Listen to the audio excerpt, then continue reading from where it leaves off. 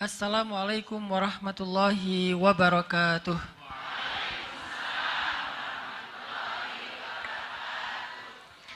Alhamdulillahi rabbil alamin. Alhamdulillahilladzi bi ni'matihi tatimmus shalihat wa bi fadlihi tatanazzalul khairat wal barakat wa bi taufiqihi tatahaqqaqul maqasid wal ghayat. Asyhadu an la ilaha illallah wahdahu la syarikalah wa asyhadu anna Muhammadan abduhu wa rasuluhu la nabiyya ba'dah. Allahumma salli wa sallim wa barik ala sayyidina wa habibina wa nabiyyina Muhammad wa ala alihi wa ashabihi ajma'in. Rabbi syrah li sadri wa yassir li amri wahlul 'uqdatan min lisani yafqahu qawli. Yang kita muliakan dan kita hormati ibunda kita, Bunda Sinta Chandra Sakura. Yang mana ya? Oh, ada di ya. Oh, atas ya, masih ada tamu. Kemudian Bapak Fauzi Yunianto, owner dari Brownies Cinta. Kemudian Ibunda Sari, owner dari Hotel Taman Sari ini. Terima kasih, semoga setiap kebaikan yang kita dapetin sore hari ini akan mengalir pahala kepada setiap fasilitator kita. Ada juga di sini sahabat saya Ustadz Irfan dari Solo, dari Wonosobo, yang sengaja datang untuk silaturahim, dan khususnya kepada seluruh peserta kajian muslimah Majelis Taklim Azkadina. Ya, Masya Allah.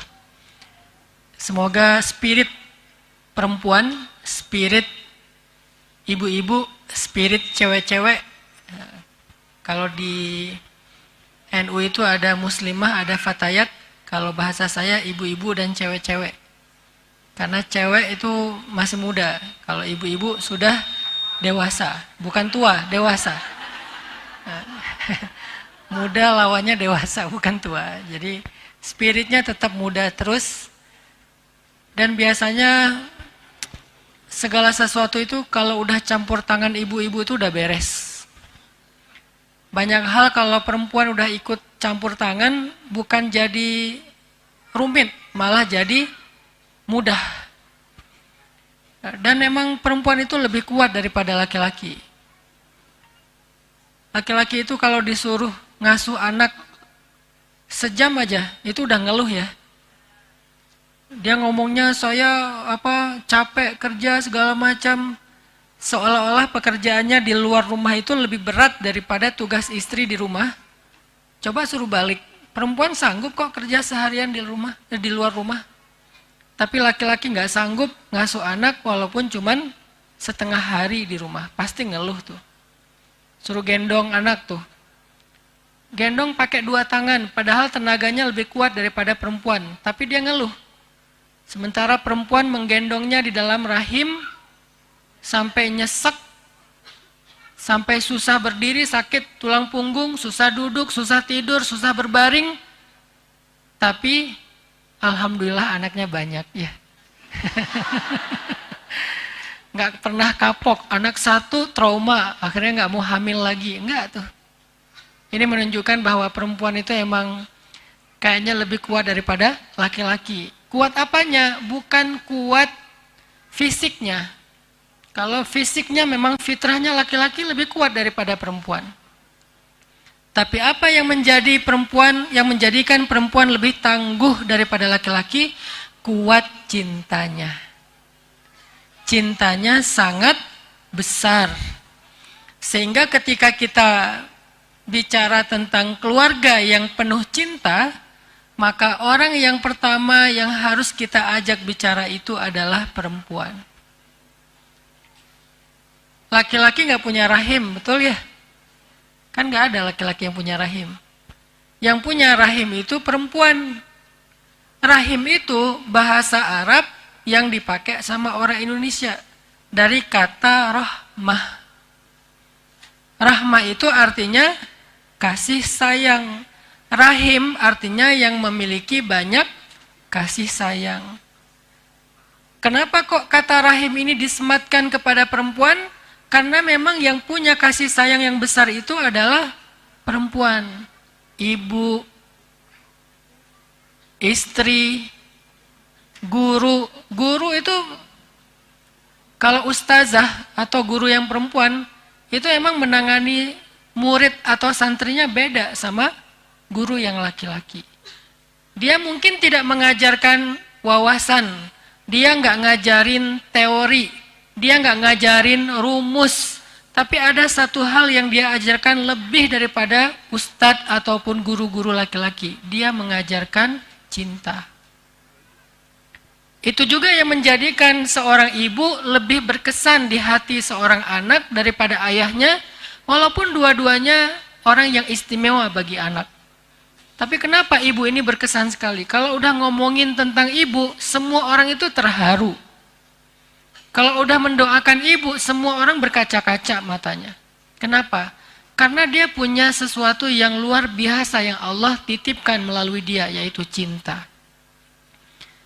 Sehingga kalau misalnya kita mau bicara tentang rumah tangga yang penuh rasa cinta, maka orang yang paling mampu membangun rumah tangga seperti itu adalah perempuan. Orang yang paling mampu mewujudkan rumah tangga yang penuh cinta itu nomor satu adalah perempuan.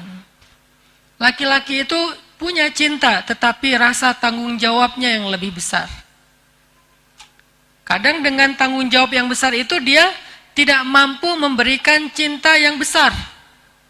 Kecuali cinta dalam diam. Tapi cinta dalam bentuk kasih sayang, dia tidak bisa memberikan yang besar karena tanggung jawabnya banyak. Laki-laki itu tanggung jawabnya bukan cuma keluarga, Bu. Kalau ada laki-laki yang hidupnya hanya untuk memenuhi kebutuhan keluarga, itu laki-laki sayang banget mubazir. Karena laki-laki itu fitrahnya, dia adalah rijal. Rijal itu kesatria, punya tanggung jawab umat selain tanggung jawab keluarga.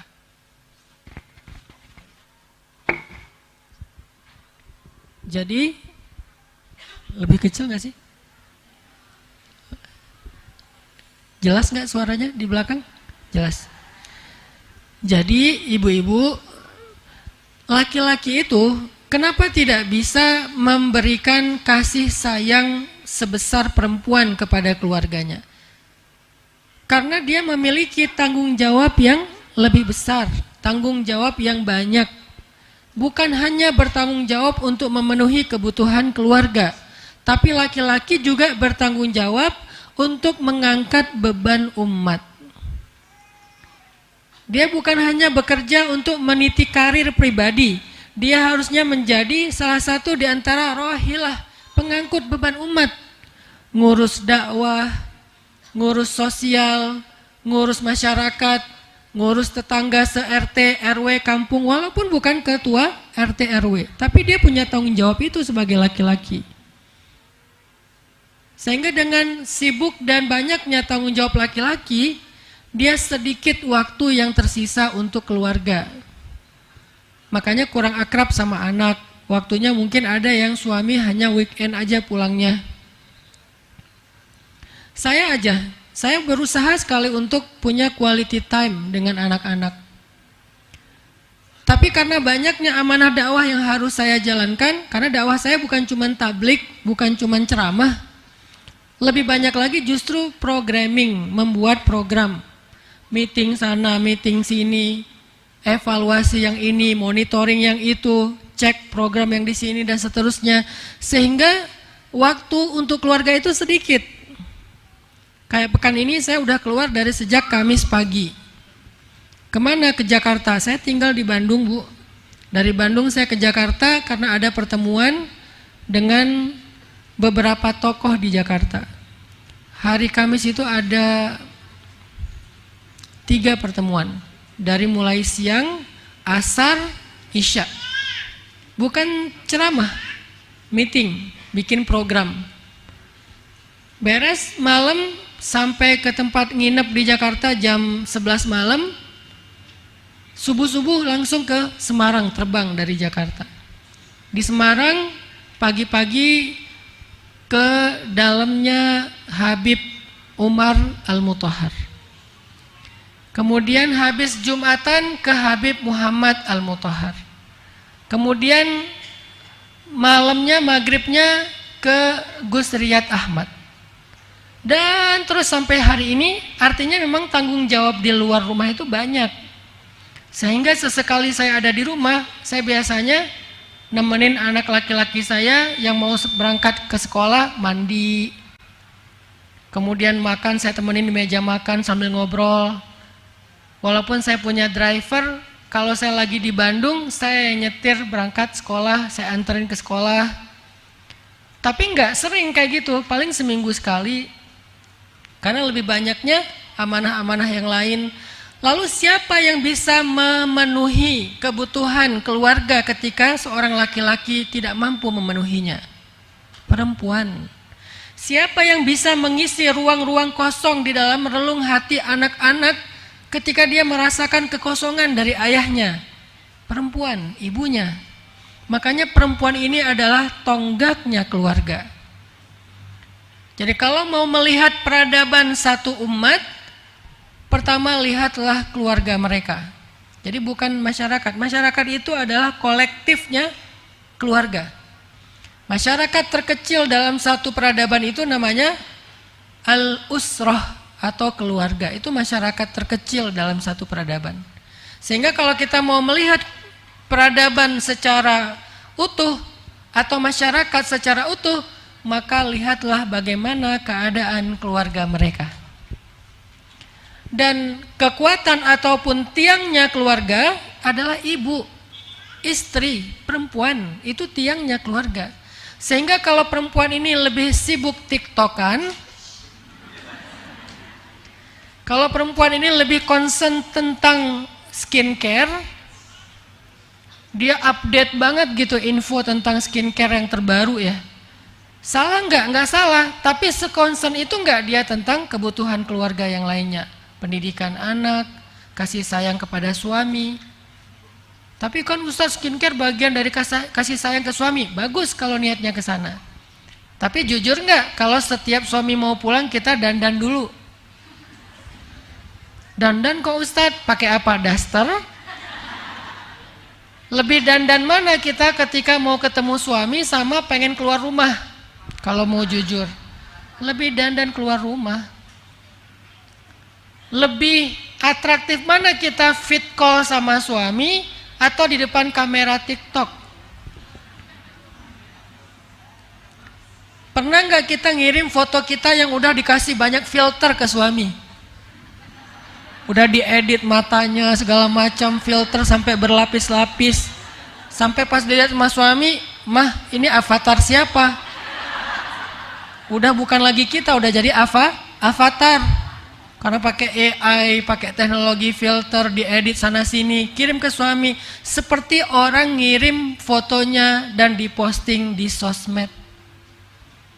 Jadi kalau perempuan, kalau istri, kalau ibu lebih sibuk dengan dunia sosmed, dunia maya daripada keluarganya, berarti tiangnya ini bengkok.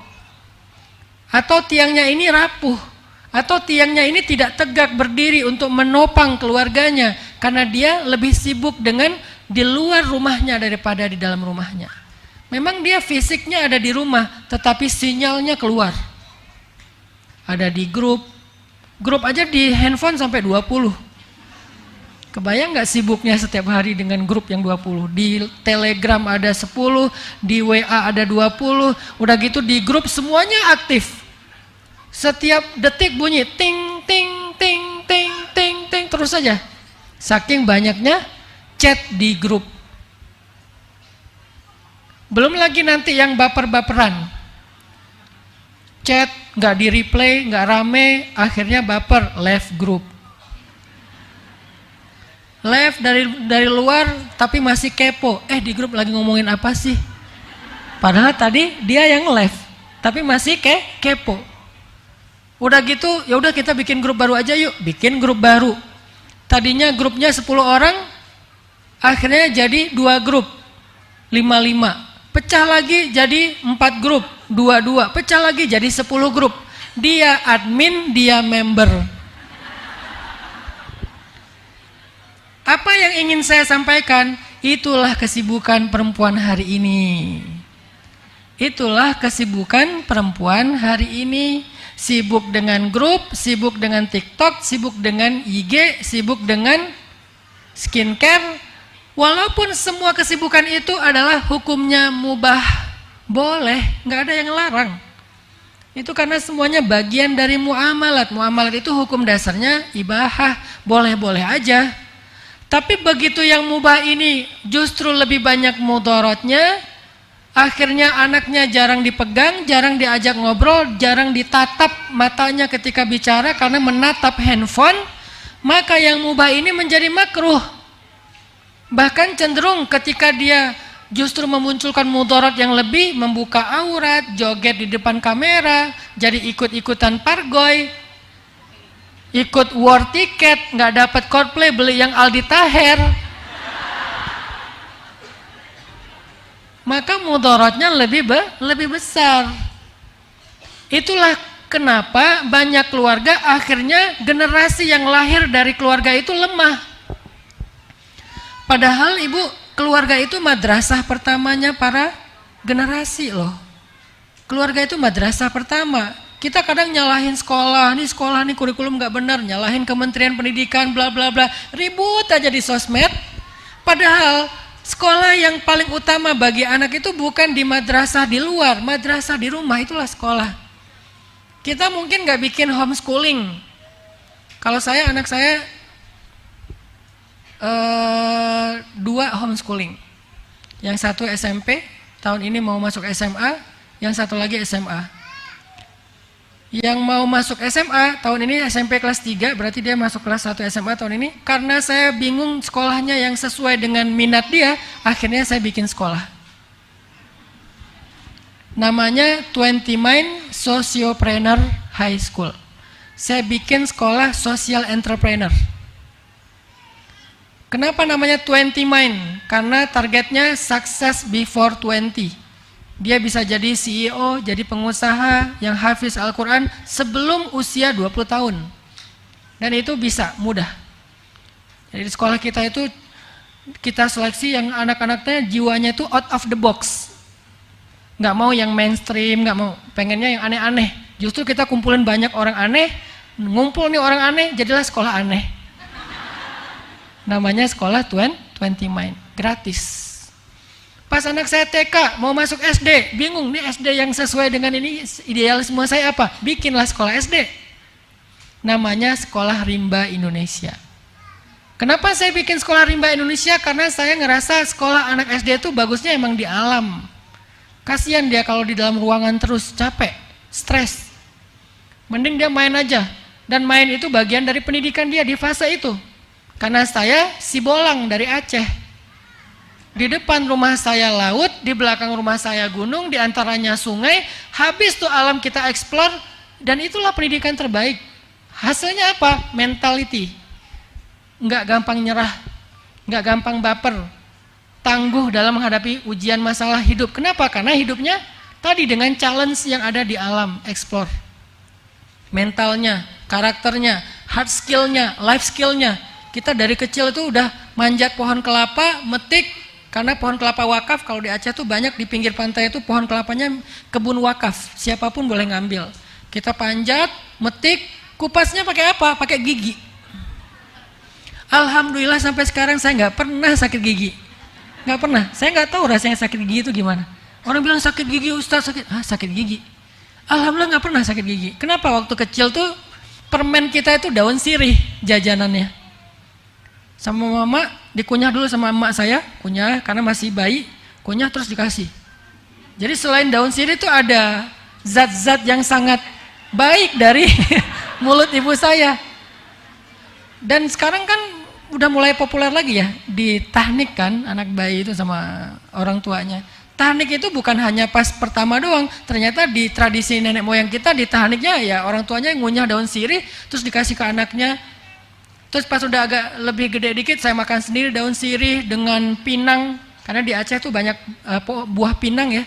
Yang keras kan, pinang itu kan keras banget, kita gigit sehingga melatih otot-otot dan saraf di mulut kita. Wah pokoknya jajanannya kayak gitu aja, petik, ambil kayu, lempar mangga orang. Nggak halal sih. Artinya saya ngerasa bahwa saya tuh puas banget masa kecilnya. Saya bukan orang kaya. Justru karena saya orang miskin, nggak bisa sekolah yang di gedongan, akhirnya saya sekolahnya di alam. Tapi buat saya itu lebih beruntung.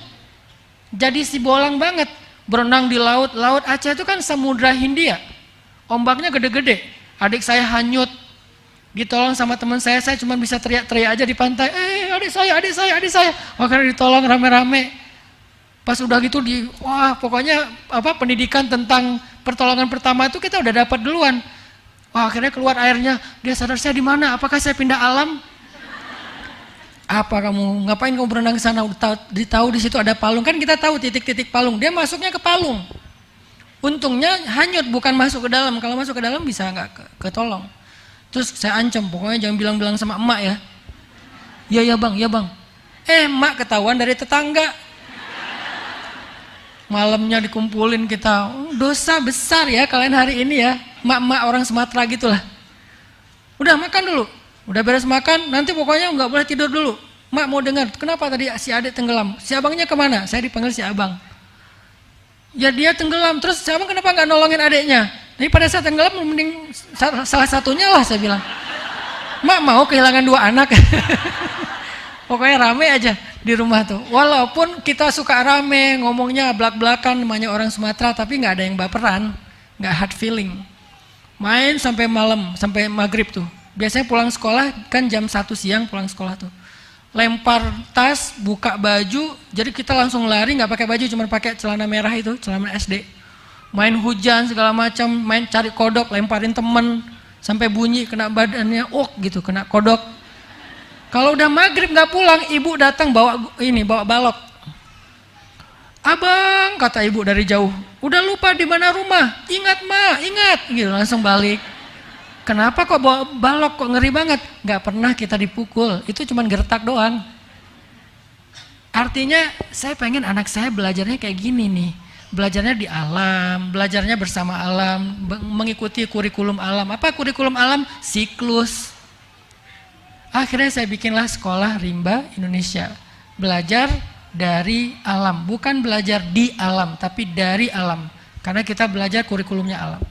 Gratis. Saya nggak mau bikin sekolah yang mahal-mahal. Bikin sekolah gratis. 9 hektar kawasannya punya stable berkuda sendiri coba. Sekolah mana yang gratis punya stable berkuda?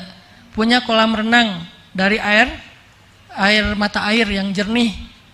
Punya farming. Punya program living with the nature, gratis. Mau dia kaya, mau dia miskin, pokoknya gratis. Kok bisa Ustaz bikin kayak gitu? Karena saya pengen bikin tren sekolah gratis. Terus kalau sekolah gratis di mana? Di Bandung, bukan di Aceh. Kalau sekolahnya gratis, gurunya gimana? Gurunya nggak ada yang di bawah UMR, di atas UMR. Targetnya 3 kali lipat dari UMR, tapi sekarang belum bisa, baru ada yang 2 kali lipat UMR. Jadi bukan mentang-mentang anak-anaknya gratis, gurunya juga gratis. Enggak, gurunya kita kasih kemuliaan walaupun belum layak. Karena di atas UMR buat saya belum layak, minimal 3 kali lipat UMR, baru layak. Artinya apa? Artinya hari ini kita kalau berharap kepada pendidikan di luar aja nggak cukup, walaupun di luar udah bagus. Sekolah-sekolah unggul udah banyak. Ada satu yang nggak bisa diberikan di madrasah di luar, yaitu kasih sayang. Di mana dia dapatkan itu? Dan kasih sayang itu pendidikan, bukan sekedar semacam emosional, semacam perasaan, enggak. Kasih sayang itu pendidikan penting. Orang kalau cukup kasih sayangnya, dia akan tumbuh dengan pertumbuhan yang sangat ideal. Kalau kurang kasih sayangnya, mau dia jadi profesor, tetap aja nggak ideal. Mau wawasannya, teorinya, kejeniusannya di atas rata-rata, kalau kurang kasih sayang justru bahaya. Tapi kalau orang cukup kasih sayang, pertama untuk dirinya dia cukup, kedua muncul empati kepada orang lain. Karena dia tahu bahasa kasih sayang itu dia tahu. Sehingga muncul empati, muncul peduli, muncul care. Akhirnya dia jadi orang yang bermanfaat. Itu tuh bukan karena dia tahu teori, tapi dia ngerasain. Jadi sejak kapan untuk jadi orang bermanfaat itu harus punya gelar? Itu pendidikan sekuler itu. Untuk jadi orang bermanfaat, untuk jadi orang sukses harus punya gelar. Itu pendidikan sekuler. Tapi kalau gitu nggak penting gelar, penting. Tapi nggak ada yang lebih penting daripada kasih sayang yang membangun karakter dasarnya seseorang. Itu yang menentukan seseorang sukses apa enggak. Karena orang yang punya gelar tapi karakternya ngejengkelin, banyak orang yang nggak akan mau bekerja sama dengan dia. Dia akan jadi orang yang terasingkan, walaupun gelarnya tinggi. Karakternya nggak bagus, bikin orang ilfil. Dan itu banyak seperti itu juga. Gelarnya tinggi, ijazahnya luar biasa, ilmunya banyak. Tapi karena orangnya nggak bisa bergaul dengan bahasa kasih sayang, nggak humble, apapun yang dia lakukan itu nggak mendatangkan manfaat, malah mendatangkan mudarat. Jangankan di dunia karir, dalam dakwah sekalipun kayak gitu, ibu-ibu. Orang dakwah nih, ustadz, doktor, profesor, syekh, apa misalnya gelar apa akademik agamanya. Kalau akhlaknya nggak humble, dakwahnya nggak dengan kasih sayang, dakwahnya justru maki-maki orang, menjatuhkan orang lain, menghina orang lain, menyalah-nyalahkan orang lain, itu dakwahnya bukan malah menyambung ukhuwah, malah merusak ukhuwah. Akhirnya terjadi lagi keriuhan, terjadi lagi polemik di antara tubuh umat. Kenapa? Kayaknya karakter dan kurangnya kasih sayang dalam masa pertumbuhannya. Maka madrasah yang nomor satu terpenting bagi pertumbuhan seorang anak itu adalah keluarga.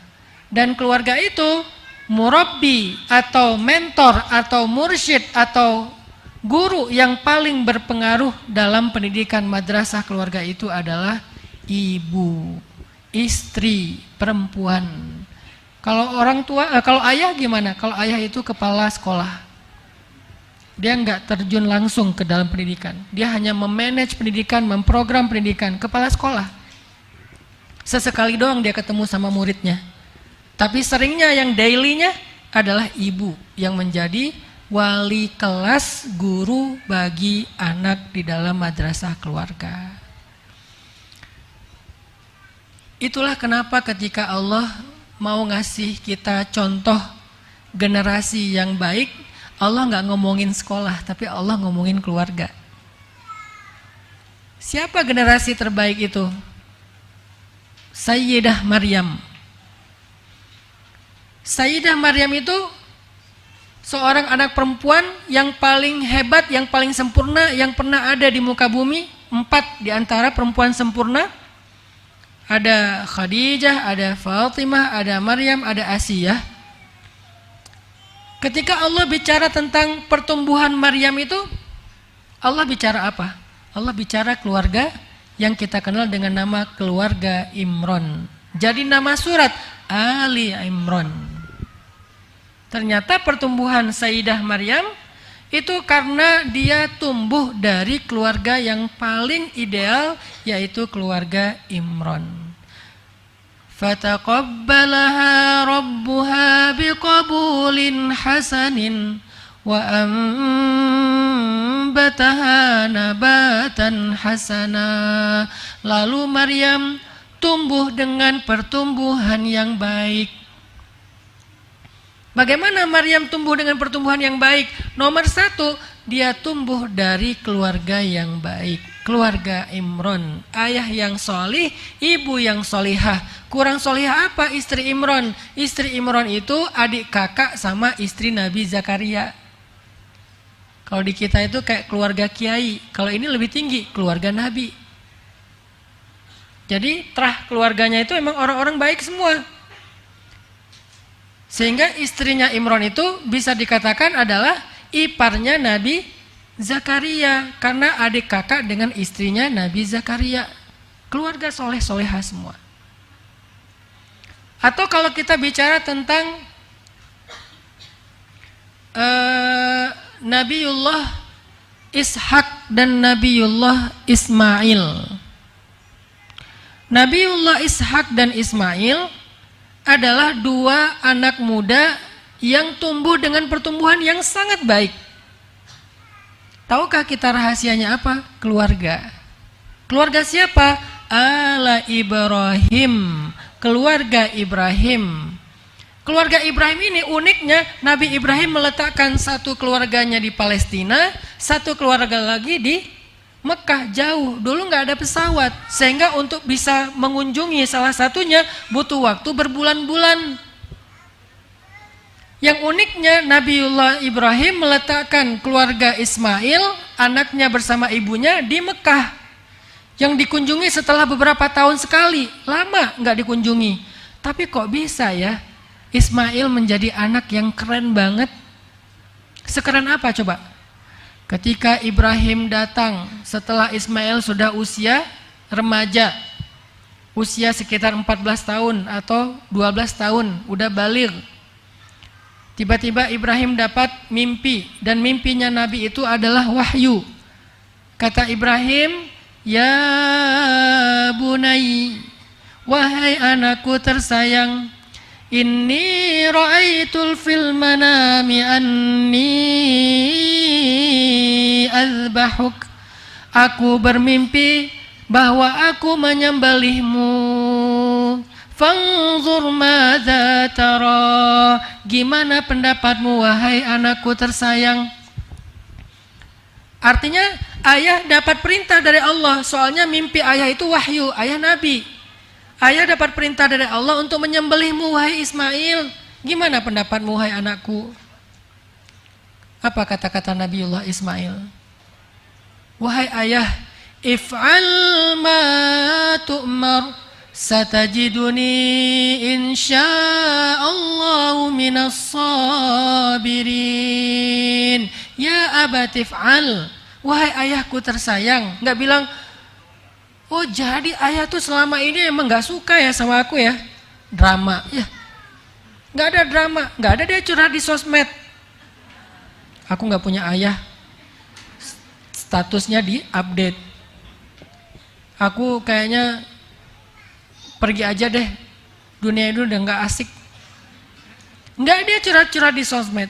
Dia bilang, ya abati, wahai ayahku tersayang. Mau disembelih masih bilang tersayang coba. Padahal selama ini bertahun-tahun ayahnya nggak ada di dekat dia. Sekali-kalinya datang mau nyembelih, tapi masih bilang ya abati. Nggak bilang ayah tuh emang jahat banget ya, ninggalin saya, ninggalin ibu saya. Pokoknya saya nggak pernah menganggap lagi ada ayah. Saya nggak kenal sama Anda. Udah gitu datang setelah sekian tahun, sekarang mau nyembelih saya. Kok tega sih sama saya? Kok ayah, apalagi sih yang ayah pengenin dari kami? Nggak ada drama-drama Indosiar tuh nggak ada. Terus jawabannya apa? Ya abati, wahai ayahku tersayang. If'al ma tu'mar, lakukanlah perintah Allah. Oh, ayah nggak usah khawatir, ayah jangan galau, itu perintah harus dilaksanakan. Satajiduni insya'allahu minas sabirin. Ayah enggak usah khawatirin aku. Ayah enggak usah pikirkan aku. Aku akan berusaha menjadi orang-orang yang sabar. Ayah, jangan menentang Allah. Ayah, jangan bermaksiat sama Allah. Ayah, jangan abaikan perintah Allah. Lakukan, enggak apa-apa, enggak usah pikirin aku, ayah. Pikirin aja perintah Allah, aku akan bersabar. Kok bisa anak kayak gini? Kok bisa ada anak umur 12 tahun udah bijak banget kayak Ismail? Kok bisa? Apakah itu hasil pendidikan ayahnya? Secara langsung enggak? Kalau secara enggak langsung ya. Kalau secara langsung enggak, karena ditinggalkan sekian tahun. Dia adalah hasil pendidikan Hajar, ibunya yang solehah. Gak pernah Ismail dendam sama ayahnya. Kenapa? Karena ibunya kalau ngomongin tentang Ibrahim di depan Ismail selalu membicarakan yang baik-baik, dan emang baik. Jadi seringkali clash antara anak sama ayahnya itu provokatornya tuh ibunya. Kamu jangan sampai kayak bapak kamu ya. Nah, itu tuh kalimat yang sering anak-anaknya tuh didoktrin, jangan kayak bapak, jangan kayak bapak, jangan kayak bapak. Akhirnya yang dia bayangin bapaknya tuh monster. Nanti bapaknya balas, Mbak, kamu nanti kalau udah gede yang benar ya jadi perempuan, jangan kayak ibu kamu. Kayak ibu, kayak ibu, kayak ibu, kayak ibu. Akhirnya ibunya menjadi perempuan yang mengerikan di benak anaknya. Ini kerjaan dua orang tua ini.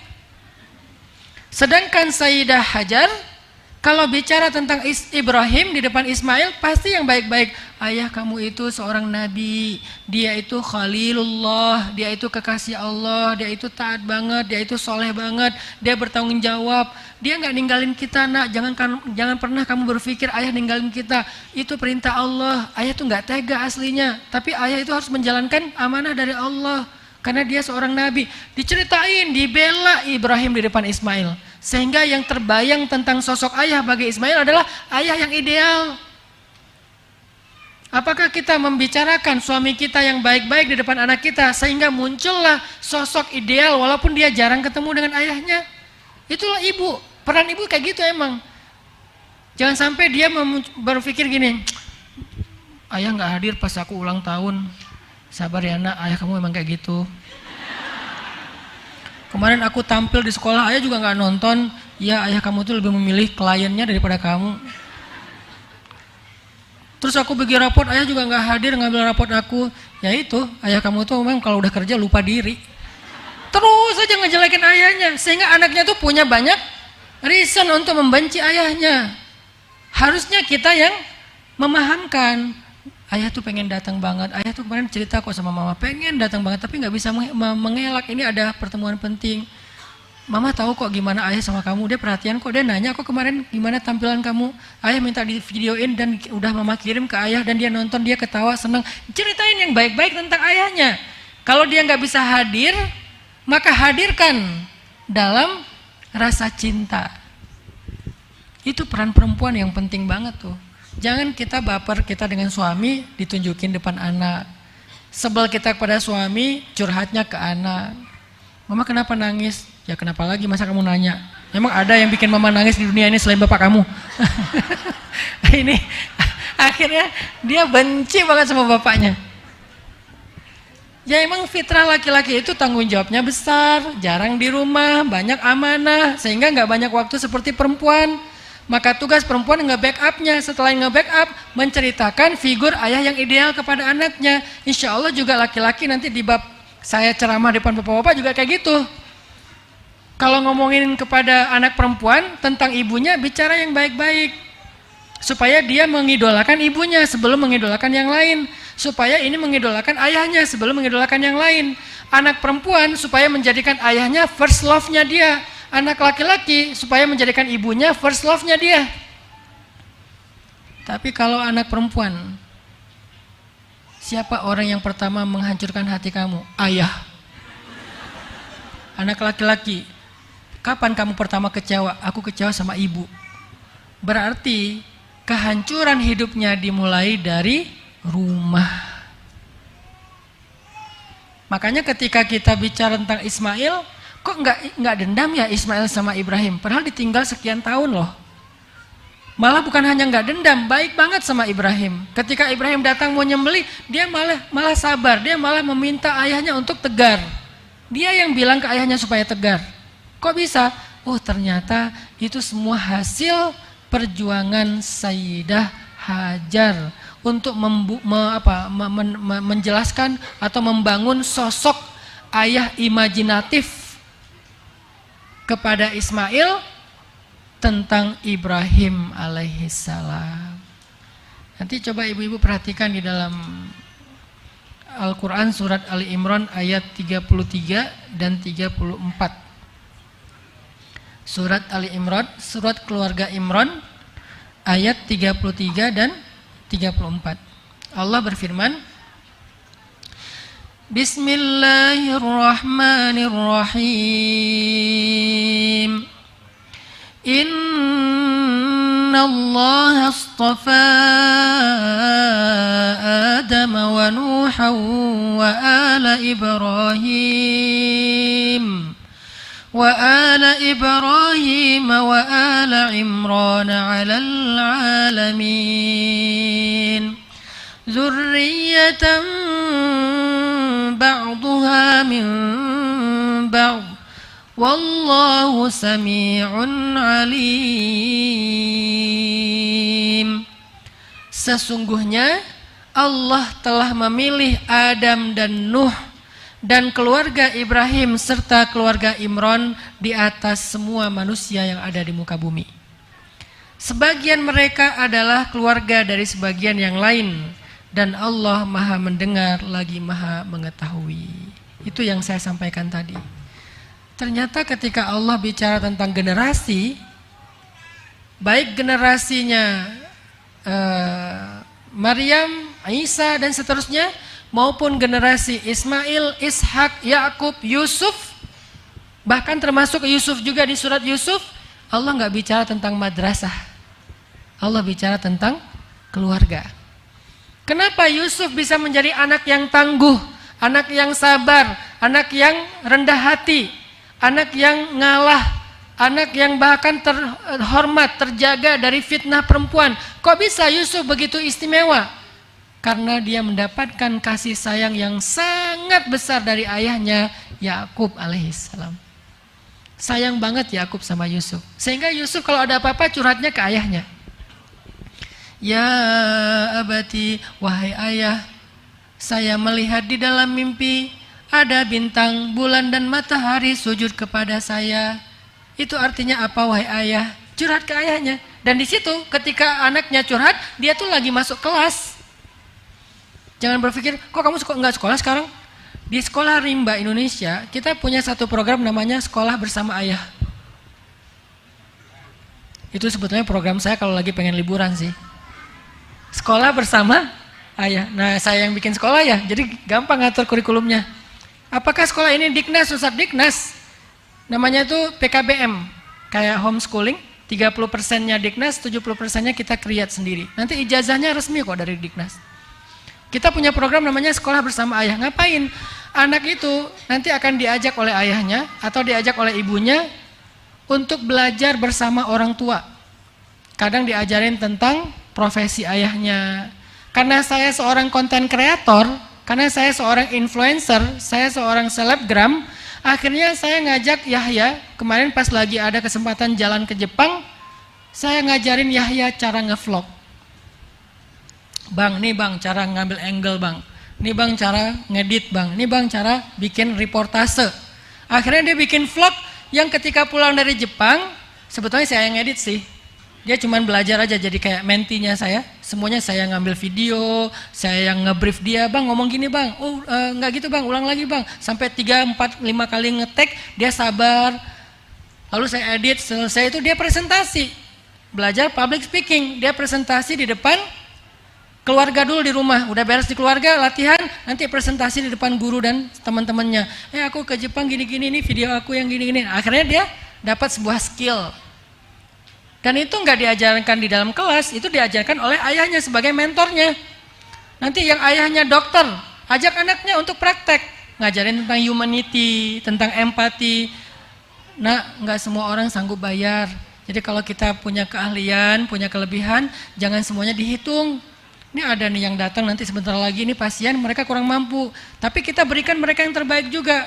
Diagnosa yang terbaik, resep dan obat yang terbaik. Jangan mentang-mentang nggak bayar, asal-asalan. Diajarin tuh anaknya duduk di meja bapaknya yang dokter. Akhirnya pulang-pulang dia presentasi gimana pengalaman jadi dokter sehari, praktek bersama ayah. Itu program penting banget loh. Makanya dalam beberapa bulan sekali kita punya program Sekolah Bersama Ayah atau Sekolah Bersama Ibu. Saya pernah tuh program Sekolah Bersama Ayah tuh, saya lagi ngecat pagar rumah. Jadi saya minta izin ke guru dan waktunya nggak ditentukan kapan masing-masing orang tua tuh punya jatah 3 bulan sekali lah. Sehingga mereka yang nentuin jadwalnya. Saya minta ke guru, hari ini Yahya nggak usah sekolah ya. Kenapa Ustadz? Karena Yahya pengen sekolah bersama ayah. Oh iya ya Ustadz. Akhirnya kita bikin konten untuk laporan kayak jurnal gitu. Kegiatannya apa? Ngecat pagar rumah. Karena pagar rumah saya itu sering kena air, hujan jadi rusak, ganti kayunya dicat. Kita cari kayu dulu sama Yahya. Terus saya siapin kayunya, yang berat-berat saya ngerjain, yang ringan-ringan dia yang ngerjain, ngecat, ngalusin, ngedempul. Udah gitu dia yang megang, saya yang paluin. Sampai beres seharian udah selesai. Di situ ada bonding, di situ ada hikmah, di situ ada hard skill, di situ ada banyak hal yang dia dapatkan. Itu yang disebut dengan pendidikan keluarga. Karena saya nggak bisa setiap hari, ya sesekali saya ada di rumah, kita bikin program. Atau anak perempuan saya ajak panjat tebing, karena saya pengen semua anak saya tuh punya hobi olahraga. Nggak boleh dia nggak punya hobi olahraga, harus hobi olahraga, karena olahraga itu penting buat mental, penting buat tubuh dia, endorfin, bla bla bla, nggak gampang stres, nggak gampang bosan, ya harus keringet. Kalau anak laki-laki olahraganya, kalau yang paling kecil Ertuğrul tuh olahraganya adalah reok Ponorogo. Terserah dia deh. Dek, kamu mau apa sih? Beliin aku ini, bah. Dia manggilnya Baba. Beliin aku kostum reok. Saya beli di marketplace, murah 60.000, udah dengan kepalanya, dengan baju yang merah putih itu, dengan celana yang ada renda-rendanya. Setiap hari pengen itu. Kalau dia udah kotor dicuci, cucinya siang, sore pakai lagi. Pergi sekolah karena dia masih preschool, belum SD, pergi sekolah pakai itu juga. Terus di sekolah mau tampil apa? Tampil reok. Tiba-tiba kesurupan katanya. Sampai kesurupan, dia guling-guling di tanah. Saya tanya, "Dek, kamu ngapain?" "Bah, ntar dulu bah, aku lagi kesurupan." Wah, kesurupan. Loncat. Pokoknya olahraga terserah. Terus anak perempuan yang Mutia, saya tanya, "Mutia mau apa? Mau belajar apa?" "Apa ya?" Kadang-kadang kan anak-anak kan harus diarahin ya, nggak tahu olahraga apa. Ya udah yuk ikut ayah kita belajar climbing aja. Akhirnya dia jadi member climbing. Karena dia orangnya agak banyak pertimbangan. Jadi biar agak berani tuh kasih climbing. Walaupun kadang-kadang harus dicontohin dulu, bapaknya yang disuruh naik. Ya saya ya udahlah naik-naik aja lah sebisa-bisa saya. Akhirnya posting, "Oh bagus ya." Akhirnya climbing. Yang satu lagi senangnya berkuda. Yang satu lagi senangnya apa? Pokoknya olahraga, berenang. Dianterin sesekali kalau mampu. Itu pendidikan yang bisa diberikan oleh ayah, ibu yang lebih berat dari itu. Ayah tuh merasa penting banget, padahal nggak penting sih sebetulnya. Ngajak main, ya, ngajak project.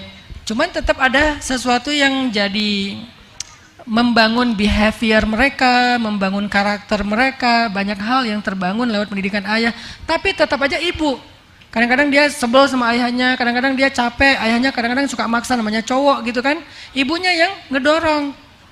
Ayo kamu bisa nak, dan seterusnya. Bukan, "Mas udah tuh mas, kasihan anaknya, jangan malah berdebat-debat." Akhirnya yang satu belain anak, yang satu malah semangatin anak, akhirnya tarik-tarikan anak, anaknya stres.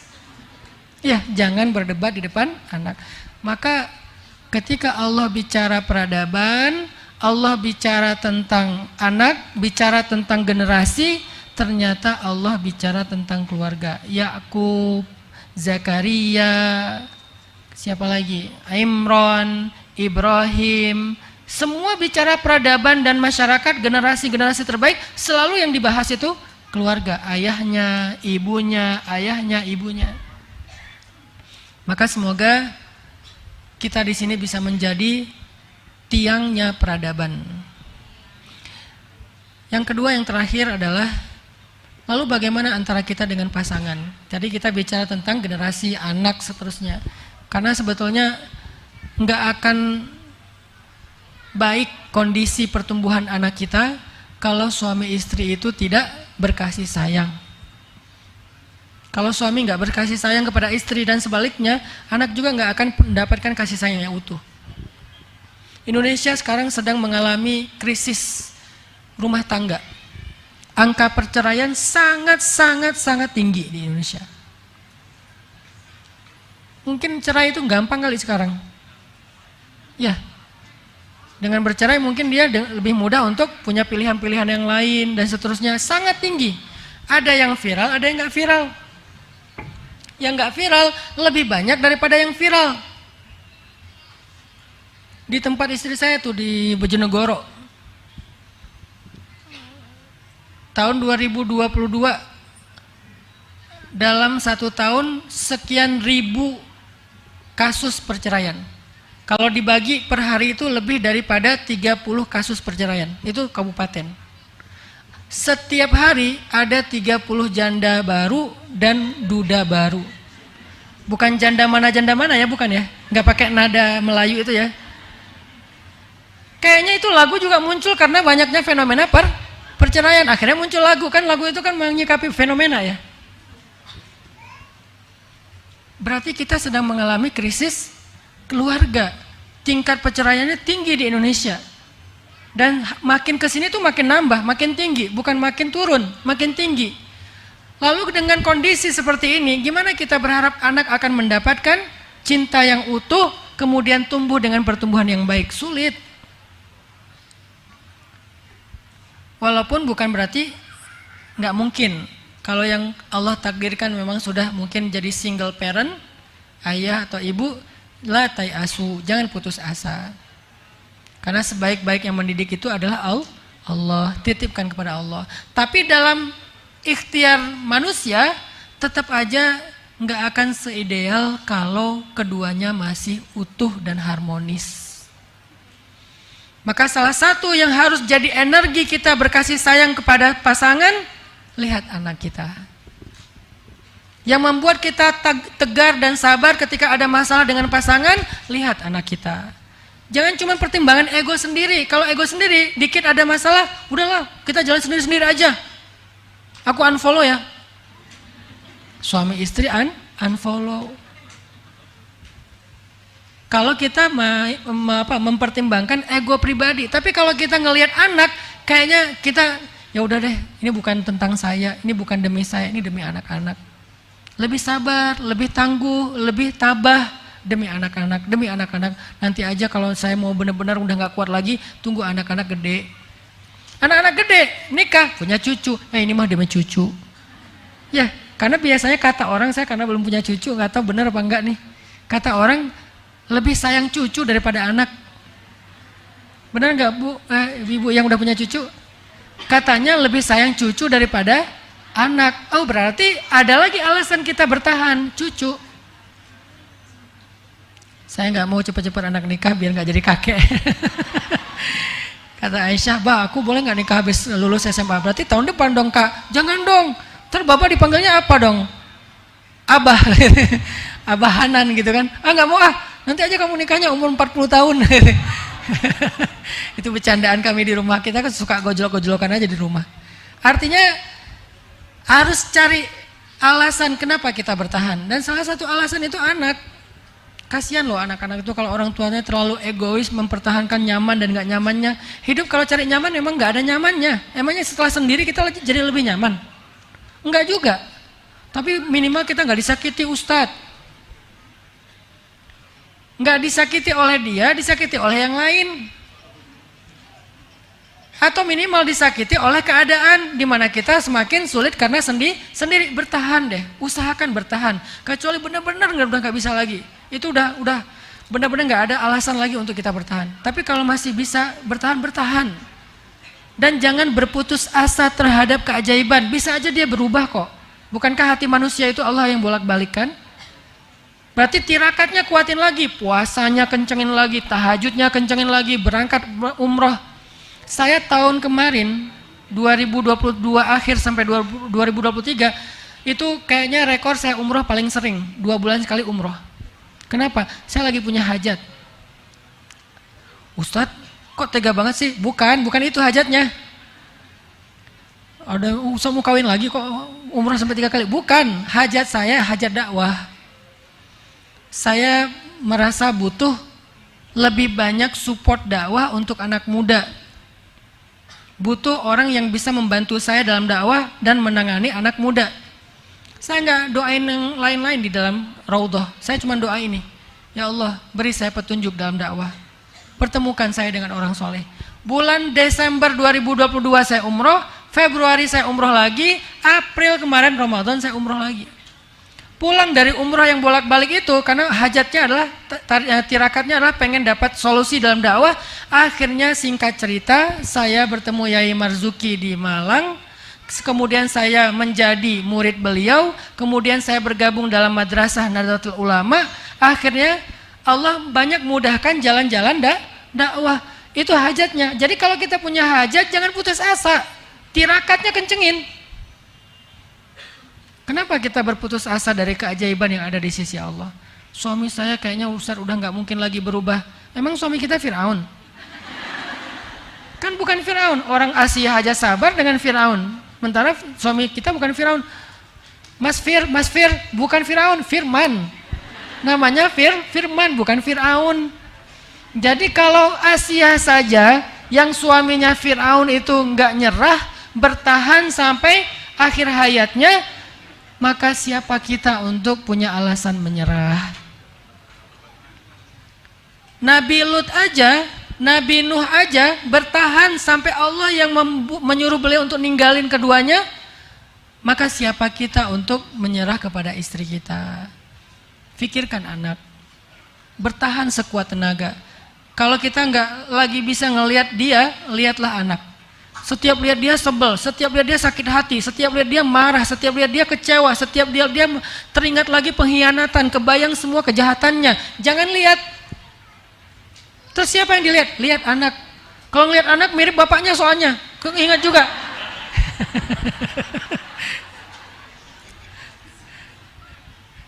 Ya, pokoknya anaknya itu 11-12 sama bapaknya. Ya wajahnya, ya gayanya. Jadi sebel saya, ya udah lihat anak yang nomor 2. Anak nomor 2 perempuan, mirip mantan bapaknya Ustadz. Wah, ini rumah tangga apa gitu kan? Kok berat sekali ujiannya.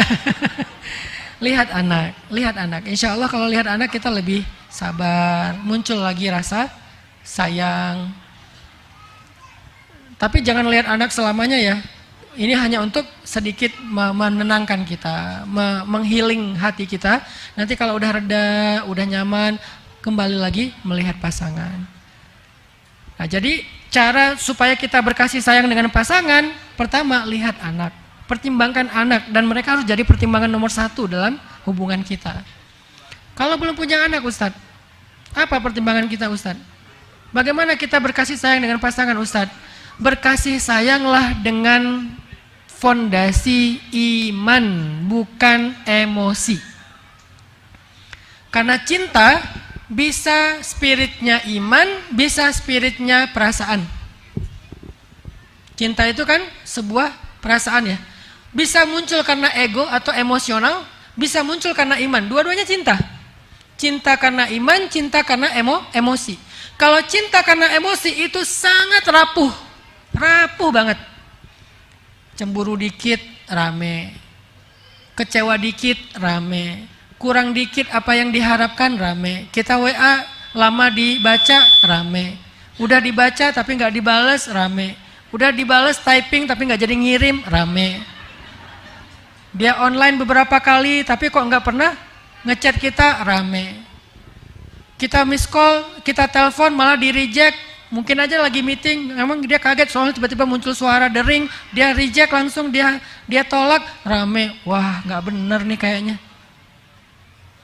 Sering pulang malam rame, istrinya di rumah tidur duluan, suaminya rame.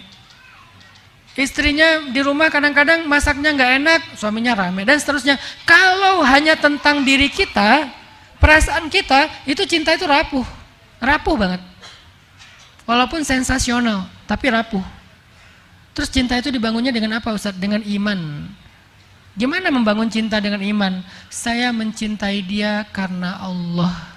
Allah yang nyuruh saya mencintai dia. Allah yang nyuruh saya untuk berkasih sayang kepada dia. Sehingga cinta saya kepada dia adalah ibadah.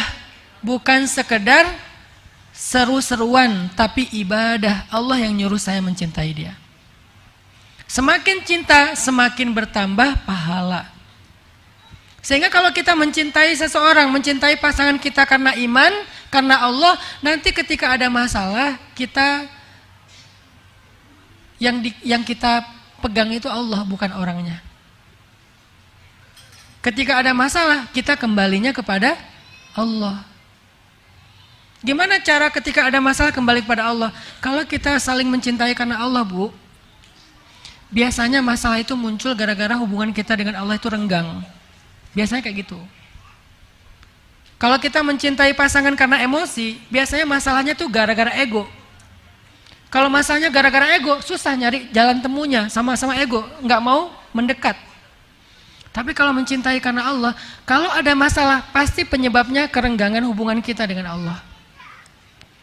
Sehingga kalau kita misalnya mau menyelesaikan masalah kita, caranya gampang, perbaiki aja hubungan kita dengan Allah. Nanti Allah akan ilhamkan lagi cinta di dalam hati keduanya. Ada hadis, man aslaha ma bainahu wa bainallah aslahallah ma bainahu wa bainan nas. Siapa yang memperbaiki hubungan antara dia dengan Allah, Allah perbaiki hubungan antara dia dengan manusia. Manusia ini pasangan dimulainya.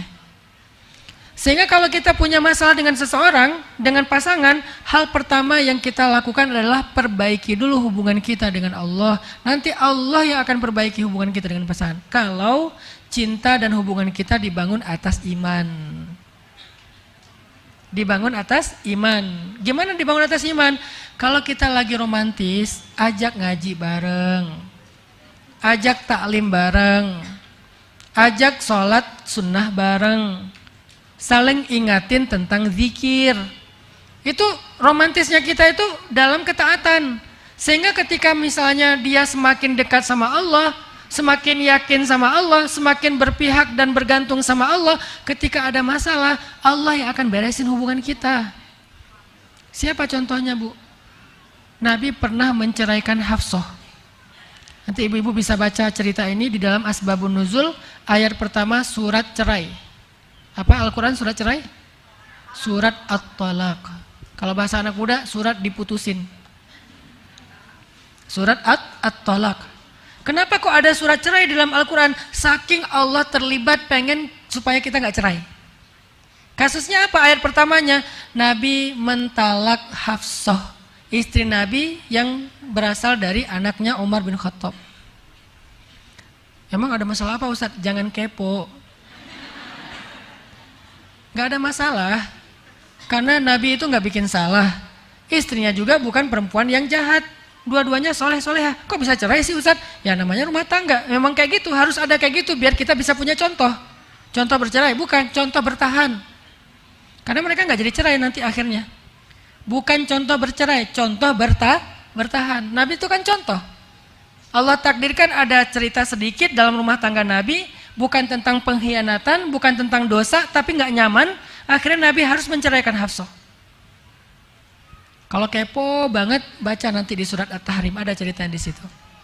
Pembukaan surat At-Tahrim. Kenapa sih sampai Nabi marah sama Hafsah? Ada di situ. Tapi nggak ada kepentingan kita bahas sekarang. Intinya Nabi menceraikan Hafsah. Dibawa pulanglah Sayyidah Hafsah ke rumah Umar. Lalu ketika Nabi balik dari rumah Umar, di tengah jalan datang malaikat Jibril. Diutus sama Allah. Kan malaikat itu nggak turun kecuali diutus sama Allah. Wa ma natanazzalu illa bi amri rabbik. Kami tidak turun kecuali perintah Allah. Turun malaikat Jibril. Langsung nyamperin Nabi, ya Muhammad, raji'ha, raji'ha, raji'ha. Wahai Muhammad, rujuk Hafsah, rujuk Hafsah. Innaha min azwajik, innaha zaujatuk fid dunya wal akhirah. Dia itu adalah istrimu di dunia dan di akhirat. Raji'ha ya Muhammad. Falima ya Jibril. Kenapa Jibril saya harus merujuk dia? Seistimewa apa dia wahai Jibril kok Allah sampai membela Hafsah? Bayangin, Nabi lagi ada masalah dengan Hafsah, dan Nabi itu kekasih Allah. Laki-laki yang paling istimewa, sempurna, Allah cinta banget sama beliau, sampai Allah menggandeng namanya dengan nama Nabi, La ilaha illallah Muhammadur Rasulullah. Allah berselawat kepada Nabi, malaikat berselawat kepada Nabi, tetapi kekasih Allah ini ketika punya masalah dengan istrinya, Allah membela istrinya. Apa sih keistimewaan Hafsah kok sampai dibela Allah? Dan Nabi bertanya sama Jibril, walima ya Jibril?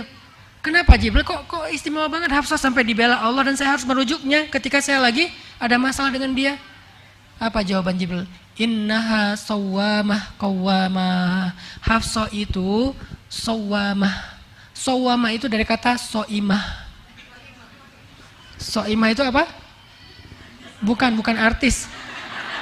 Soimah itu artinya perempuan yang puasa. Itu nama yang bagus tuh. Dia namanya siapa? Soimah Om. Nah, bagus tuh namanya.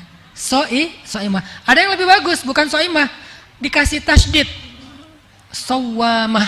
Artinya apa? Rajin puasa. Kalau puasa sesekali namanya soimah. Kalau hampir setiap hari puasa namanya sawamah, rajin puasa. Berarti Sayyidah Hafsah itu sawamah, rajin banget puasa. Itu tirakatnya. Itu cinta yang dibangun dengan iman kepada Allah, ketaatan kepada Allah. Innaha sawamah qawwamah. Qawwamah dari kata qaimah. Qaimah itu artinya orang yang berdiri sholat malam. Kalau rajin sholat malam dikasih tasydid, bacanya jadi qawwamah. Berarti Sayyidah Hafsah rajin puasa di siang hari, rajin tahajud di malam hari. Tahajudnya gimana? Selain rajin, panjang tahajudnya Sayyidah Hafsah itu. Kalau nggak lagi malamnya jatahnya Nabi nginap di beliau, maka sholatnya itu panjang. Seberapa panjang? Minimal 1 juz. Kita Al-Ikhlas aja bagi 3. Karena cuman gitu kita baru ikhlas ya. Kalau enggak kurang ikhlas. Ini 1 juz minimal. Panjang sholatnya. Kadang 2 rakaat, kadang 4 rakaat, kadang lebih dari 10 rakaat, kadang kurang dari 10 rakaat. Itu fleksibel, yang penting bacaannya banyak, panjang. Kenapa? Karena betah berdiri dari tahajud. Ternyata setelah Sayyidah Hafsah tirakat sholat malam dan puasa di waktu siang hari, akhirnya saat ada masalah rumah tangga, Allah membela Hafsah dan mengislah di antara Hafsah dengan Rasulullah SAW. Jadi bangunlah rumah tangga kita dengan ketaatan. Bukan hanya it's my dream mas, not hers. Kapadokia it's my dream ya, bagus, nggak apa-apa jalan-jalan Kapadokia kek, atau mungkin jalan-jalan ke Gunung Kidul, silakan aja, bebas lah mau kemana aja ya. Tapi bukan itu fondasi romantisme kita, itu hanya hiburan. Jadi jangan membangun romantisme itu dengan kepuasan ego tadi, jalan-jalan, makan-makan, nonton bareng. Itu hiburan boleh, tapi bukan fondasinya. Fondasinya ketaatan. Sehingga kalau misalnya kita lagi nyaman dengan pasangan, ngajak taat, ngajak ngaji, ikut taklim bareng, dengerin tausiah, ilmu, sholat sunnah bareng, zikir bareng, kalau perlu tilawah bareng, satu membaca, satu menyimak.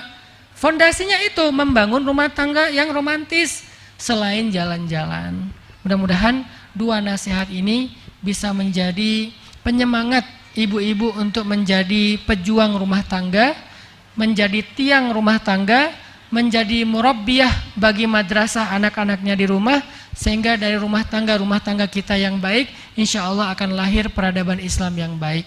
Sekian yang bisa saya sampaikan, mohon maaf atas segala kekurangan. Billahi taufiq wal hidayah. Wassalamualaikum warahmatullahi wabarakatuh.